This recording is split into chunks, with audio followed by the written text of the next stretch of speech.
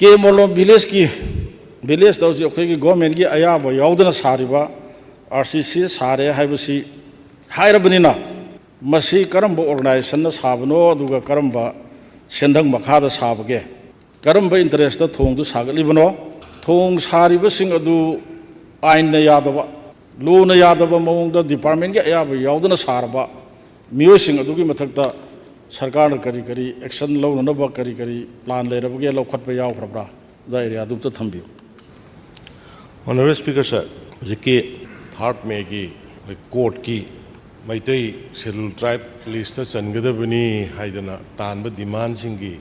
अदुगी demand दुग मरी लेना हाई कोर्ट की ऑर्डर अमा लापदगी खंगगुना ऑर्डर दुगी मायोक्ता रैली अमा सिनगनेना सिलगा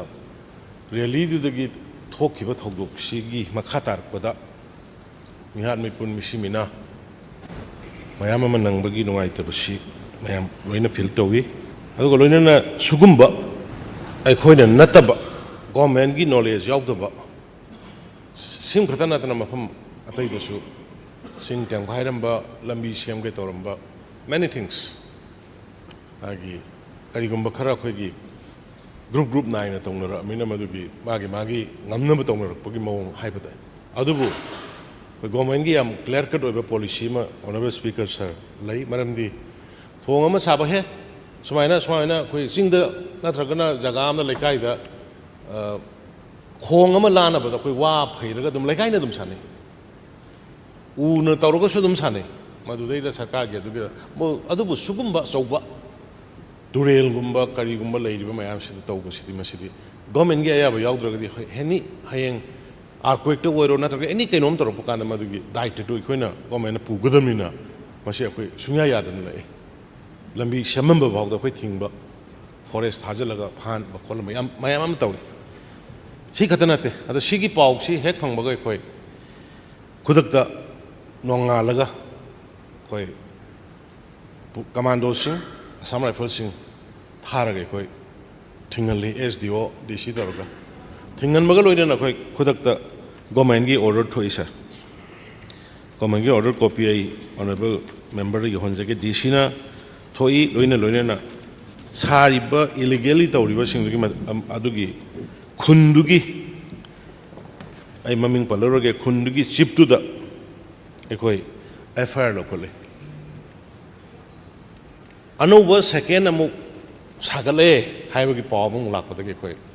अमुक चलगा तौबा कान इसिंग याम चावरगा लैबदगी सुरम सुदना दुम लैबदगी इसिंग चावबदगी एखोइ हुजिक एक्शन लौबा ngamdri अदुबा हाइरिबा इलीगली सारिबा पोतु मीसु फागनी अदुगा हुजिक हाइरिबसि खितंग चोचानपुरगिना सोंगवांगमा सोंगिना खगी चांदेल सुगनु कक्सिंग चिंगबसु यावबा लमजे खितंग सुमाइना चेनबा अदुना मदुदैदा पतानी गायना पुथोरपसु यावे अदुना हाइरिबा पता सिंग करी केगी कोइ कैंसिल तौननबा प्रोसेस तौरे कोइगी गवर्नमेंट की अयाबा यावदना तौरम पता होरगदी मदु सारमिबा मोतुसु कोइ एक्शन लौगनी अनु हुजिकी ओइना कोइ थिंग्रे लोइना सारमिबा पोसिंगदो मखाताना सानदनबा दो लेरमबसिंगदो कोइ डिसमेंटल तौनबा होनगनी रे माइन थमजिंग सर आई इंफॉर्मेशन अमद लौजगे सारिबा थोंसे सर नुमित मंगा तरानिदा साबा नतबा था मंगा तरुक चंगना हाइगलक हाइबताय मणिपुर रिवर से सर अखोगी इथाई बेरेजदगी फावख्रगा मणिपुर पुंबगी तुरेल मयाम से लोकताक पुल्ला कांदा लोकताकदगी इथाई बेरेज से थ्रू तौरगा चलगा मरक्तुदा मयाम चक्पी तुरेन हाइना खंगनरिबा अदुगुंबा तुरेल अचौबसिगा पुल्ला कांदा अनिसी पुल्लगा चतखिबा अदुगी मरिल दुदनी साइस इचम चमना अखोगी लांगहोंग मचा अमदा साबसु नतब मसी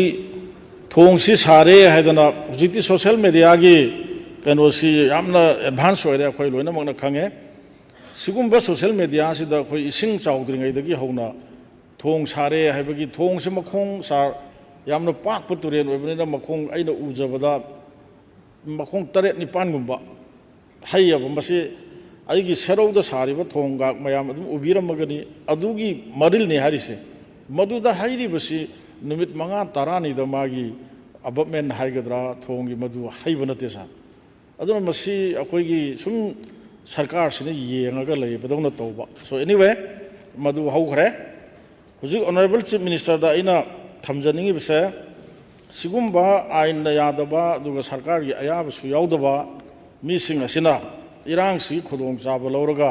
पंगतौ तौसनबा मसे यादे हाइबा खंगननबगिदमक्ता मसिदा इन्वॉल्व तरिबा मीसिंग असे सोयदना एक्शन लौगनी मसी फागनी हाइबगी कमिटमेंट प्लस थोंग से यस हुजिक इसिंग खरा चाउरी आई खंगे एक्सपी कक्सिंगना याम कन्नसु होनै आई अदुम मागसु पाउ फाउनै